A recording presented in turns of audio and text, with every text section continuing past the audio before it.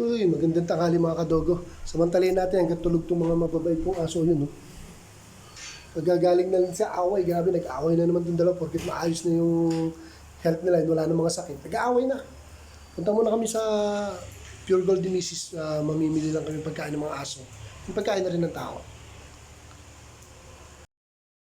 Dito na kami mga kadogo sa Pure Gold 999. Punta muna tayo sa Pet Supply. Saan kaya dito ang Pet Supply? Hindi ko kabisado dito. Ayun, yun. Alright. Ito, wala na akong map. Yan. Dog food, cat food. Yun mga kailangan ko. Kuha muna akong dog food, mga kadogo.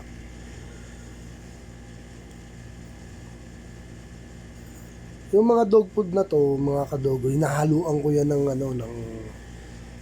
liver ng pork or ng chicken. Sige, ko naman yan. Yan, para kay Tommy tsaka kay Nala.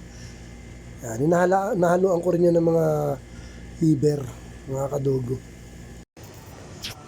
Bili muna kami ng liempo tsaka giniling. And pata na rin siguro. Ito marinated lang. Pero din, mas maganda marinate natin, ano?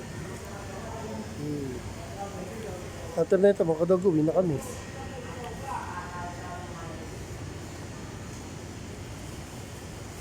Thank you for watching.